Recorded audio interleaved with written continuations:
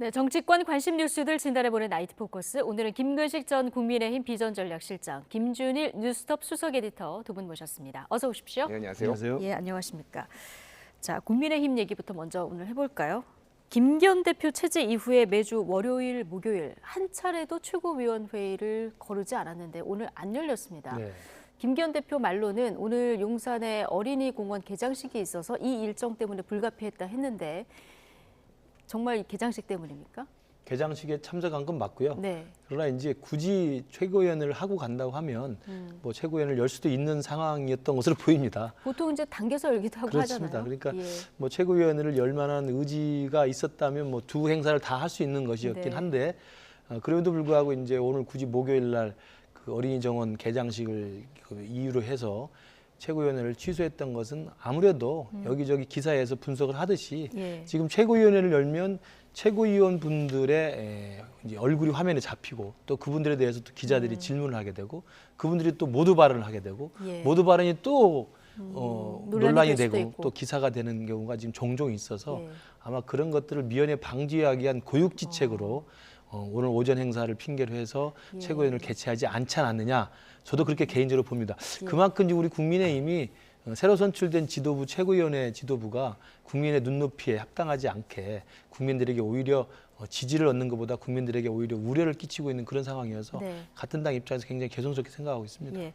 김기현 대표 너무 이 주변에 일이 많다 보니까 정말 일정이 아침에 좀 생겼으면 이런 바람도 좀 들 것 같아요. 네.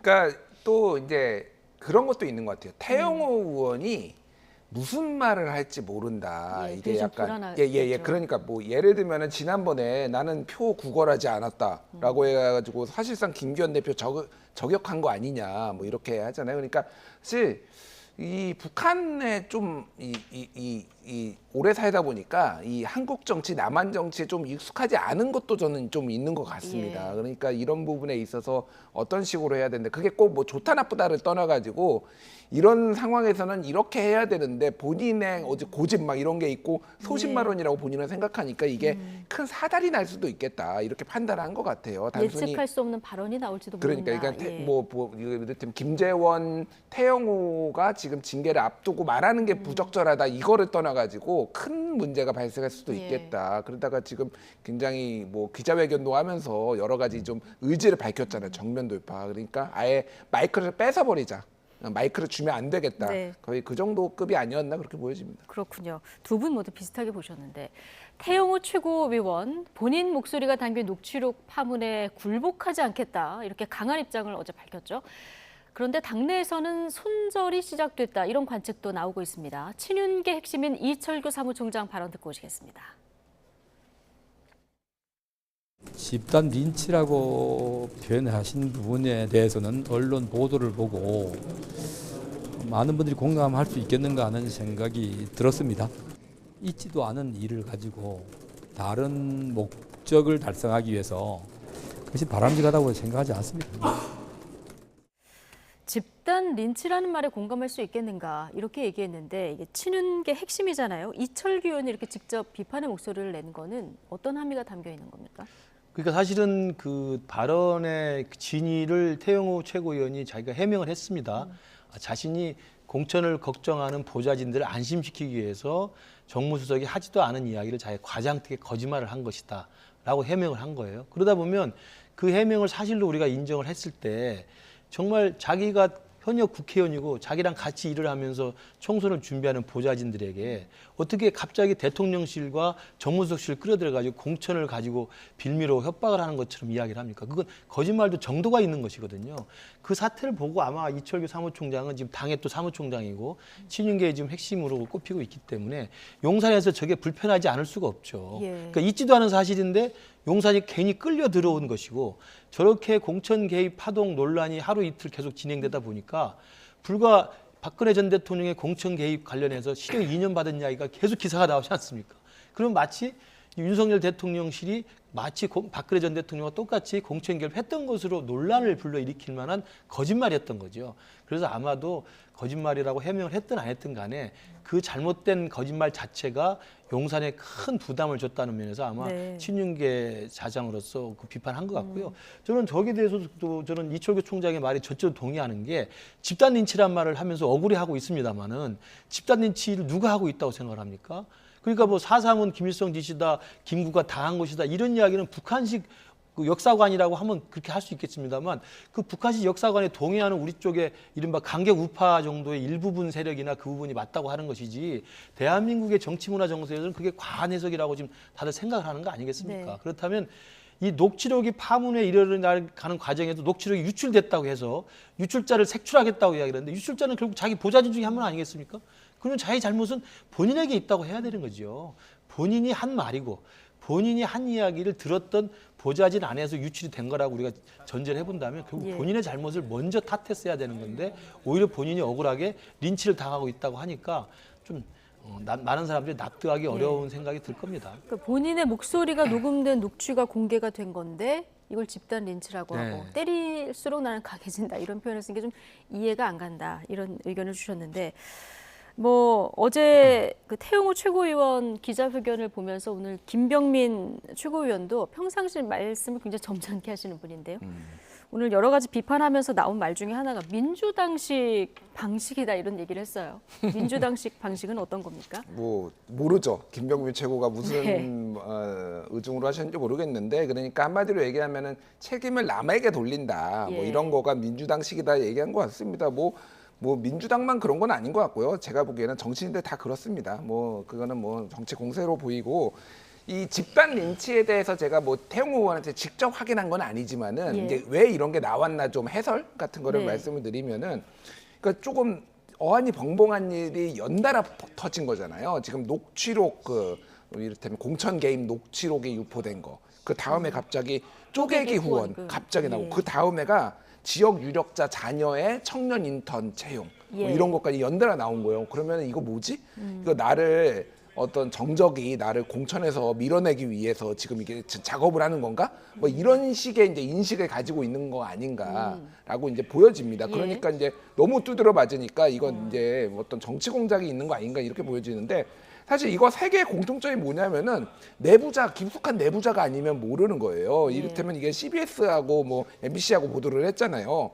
근데 특히 이제 후원 같은 경우에는 후원자가 이만큼 있습니다. 이만큼 있는데 이거를 정확히 이 사람이 유력자의 자녀야. 누가 내부자가 얘기를 해주지 않으면은 그걸 찾아내기는 어렵죠. 그렇죠. 이거 굉장히 유명인이 아니면은 이걸 일일이 대조할 수가 없잖아요. 그러니까 네. 한마디로 얘기하면 지금 내부에 잘 아는 사람이 그게 전직 보좌관인지 현직 보좌관인지 모르겠으나 찔러줬다는 거예요, 이게. 예. 그러니까 한마디로 얘기하면은 내부에 단속이 안 될 정도로 지금 문제가 있었다. 본인의 이제 지도력에 문제가 있었다라는 거고 오늘 중앙일보 기사 제목이 굉장히 재밌더라고요.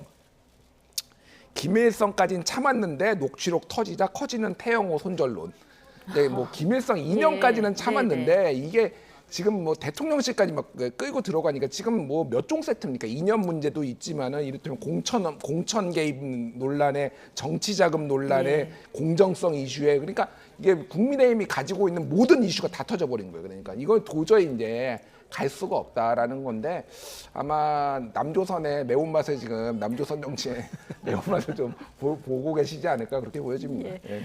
아무래도 대통령실 입장에서는 그 공천 관련 녹취록 이 부분이 가장 좀 신경 쓰이는 부분이 아닐까 싶은데 어쨌든 지금 친윤계 의원들까지 이렇게 직접적으로 비판에 나서는 거는 윤리위가 개시되지 않았습니까? 네. 중징계를 시사하는 것이다 이런 분석도 나와요.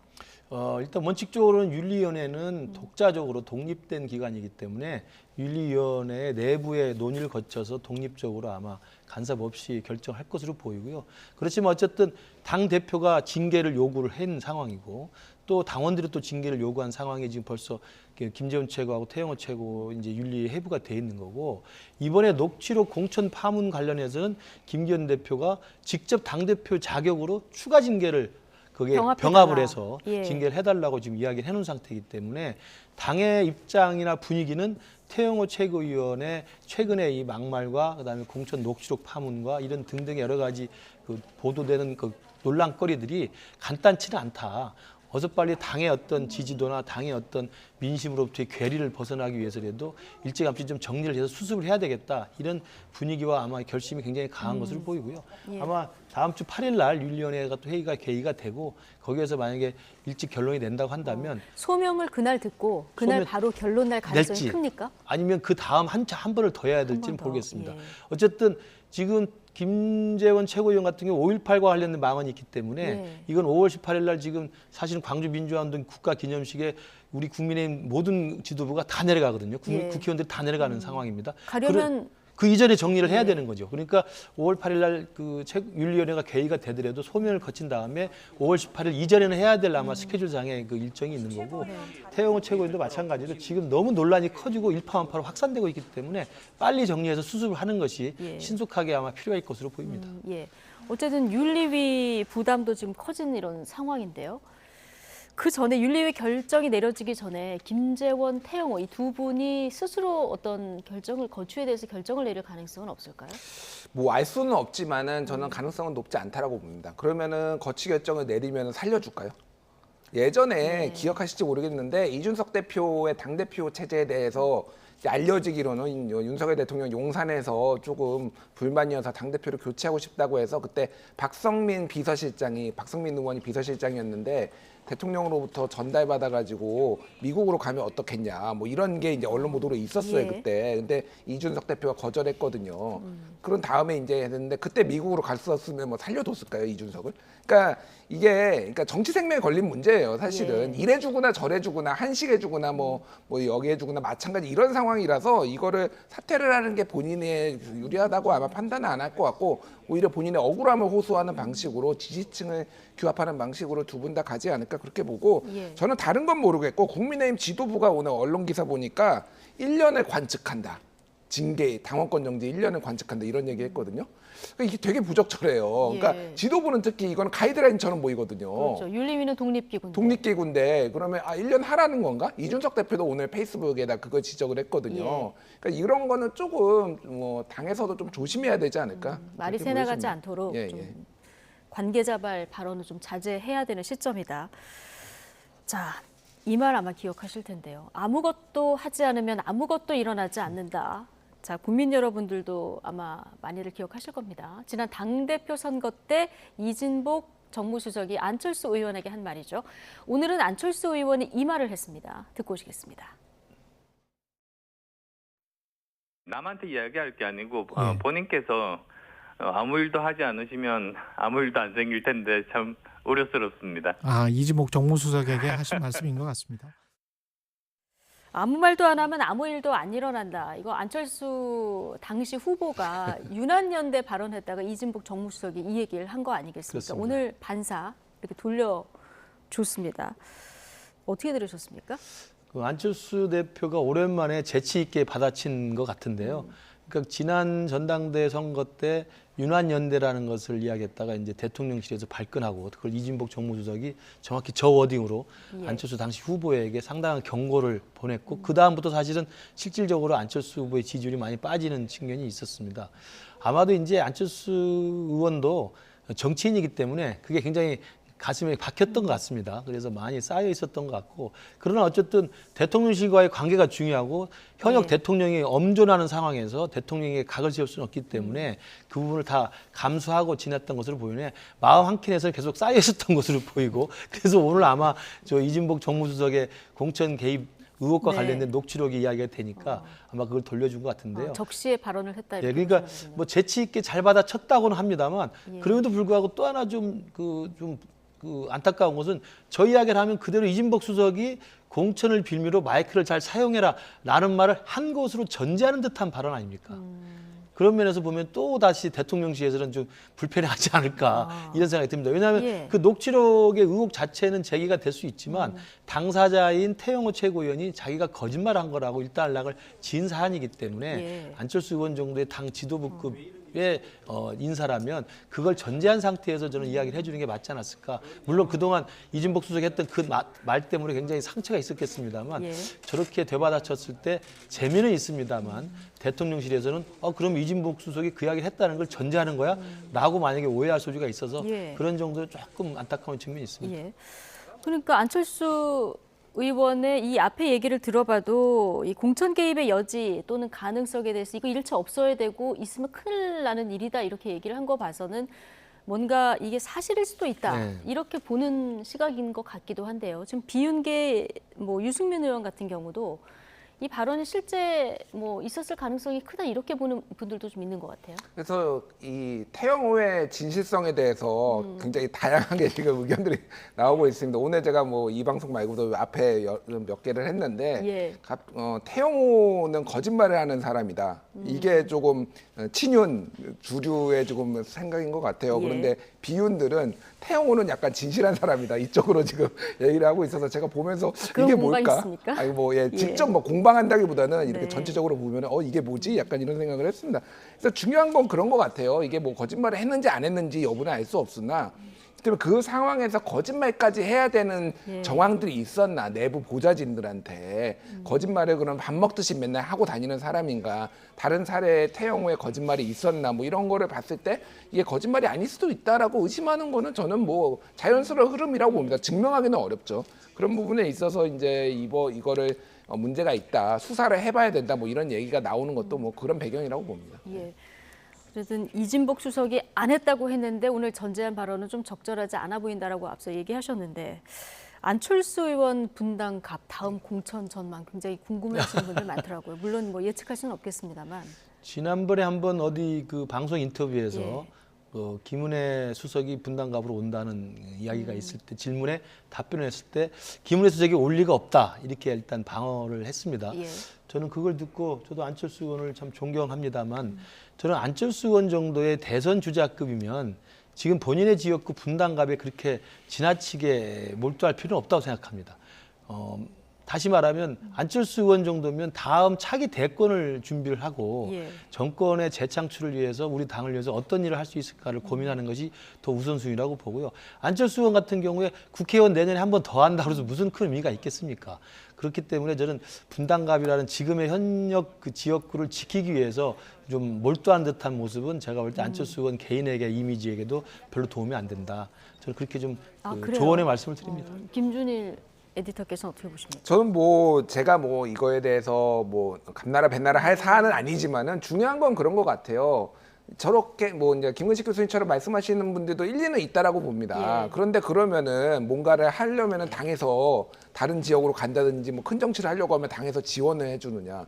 당 대표 하나 나오겠다라고 했는데 아무 말도 하지 말라고 이렇게 얘기를 하는데 뭐 대선 후보로 그러면 주류에서 밀어주겠습니까? 그러니까 일단 의원인가가 아니냐가 중요한 스피커로서의 어떤 무게감이라든지 이런 것도 있거든요. 그렇죠. 상당히. 예. 그러니까 의원 배지를 다는 것도 상당히 중요하다라고 저는 봅니다. 그러니까 안철수 의원은 또 어쨌든 분당 갑으로 온 지 얼마 되지도 않았는데 예. 그리고 지역민들한테 약속도 했는데 갑자기 떠나려면 뭔가 명분이 있어야 되잖아요. 그러니까 그런 부분들도 본인이 고민이 많고 그래서 정치권에서 떠도는 얘기는 하나는 부산 하나는 다시 노원병. 네. 근데 노원병으로 가면은 이제 이준석을 또 이제 윤석 대표를 날려야 되는 거니까 뭐 이런 연쇄작용으로 이의제의를 한다 뭐 이런 건 얘기도 뭐 나오고 있습니다만은 그거는 가봐야 될 거 알 것 그렇죠. 같아요. 근데 어쨌든 이거를 큰 정치를 하라고 험지로 떠미는 게 반드시 그러면은 안철수를 위한 길인가? 저는 뭐 김근식 교수님이 정말 안철수를 의원을 위하고 있는지는 잘 모르겠습니다 개인적으로. 제가 말씀드린 것은 예. 그 안철수 의원 정도면은 당의 이제 지도자급이죠. 지도자급이고 대선 주자였고 또 실제로 당 대표 출마했던 분이고 예. 몇 안 되는 우리 당의 소중한 자산이잖아요. 근데 지금 예. 김준일 에디터의 얘기는 그런 당의 자산으로 대우를 해주느냐. 아, 그건 당연히 이제 예. 맞는 말씀이죠. 아마 대통령이나 대통령실에서 그리고 김기현 대표 체제에서도 안철수 대표의 도움이 절실히 저는 필요할 거라고 생각을 예. 하고요. 그렇기 때문에 당에서 요청하고 당에서 요구하면 그 당의 요청과 요구에 부응하는 것이 일차적인 저는 원칙이라고 생각하고요. 예컨대 총괄 선대위원장이나 당의 선대위원장으로 전국을 돌아다니면서 당의 후보들의 선거를 돕고 본인은 필요하다면 예컨대 노원병은 제가 볼 때 현실적으로 불가능하고요.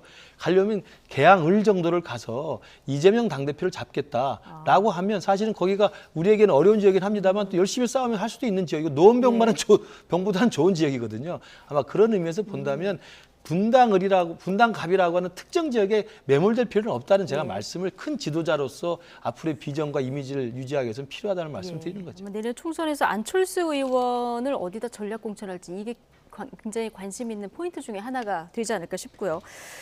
자, 민주당은 공천 녹취록 이거 윤리위 징계를 넘어서 수사 대상이다 이렇게 얘기하면서 일단 운영위를 열어서 여기서 좀 따져보자 이렇게 하고 있는데 필요성이 있다고 보십니까? 일단 진상이 밝혀지기는 매우 어렵다. 그렇죠. 지금 라는 녹취록도 거죠. 태영호 의원 목소리밖에 없는 거 아닙니까? 그러니까 이게 이제 정치 공세 성격이 분명히 있는 거는 사실인데 그러면은 이거를 야당 입장에서는 이거를 유야무야 넘겨야 되냐? 분명히 따져 물을 건 물어야 되고 예. 사실이라고 전제한다면은 굉장히 무거운 이건 범죄에 해당하잖아요. 뭐 많이 알려져 있지만은 박근혜 대통령이 공천 개입해가지고 정확하게는 친박과 관련해서 누구를 공천할지를 알아보기 위해서 국정원 특활비로 여론조사 돌렸는데 박근혜 대통령에 대해서 이를테면 묵인했다라고 그때 재판부도 판단하고 검찰도 그렇게 기소를 했어요. 그래가지고 이게 문제가 돼서 2년을 받은 거거든요.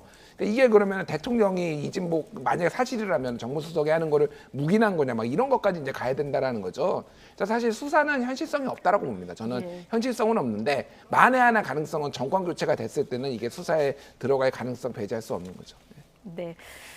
저는 이제 태영호 의원과 이진복 수석 사이에 둘 사이의 대화잖아요. 그렇죠. 그 대화를 옮겨서 전달하는 과정에서 태영호 의원이 저런 이야기를 했던 것이고 그게 녹취에 나온 것이고 사후에 태영호 의원이 당사자로서 해명한 것은 내가 과장되게 거짓말했다는 예. 것이기 때문에 이걸 비슷한 내용으로 적용하면 김유경 의원이 가짜뉴스 이야기했던 청담동 술자리 의혹과 똑같은 거예요. 그랬을 때 그 의혹에 당사자였던 첼리스트가 본인이 다 모든 걸 쥐고 있는 키를 쥐고 있는 당사자였는데 그 첼리스트가 내가 내 이기를 그 의심을 모면하기 위해서 해낸 거짓말이라는 걸로 완벽히 정리가 되는 거거든요.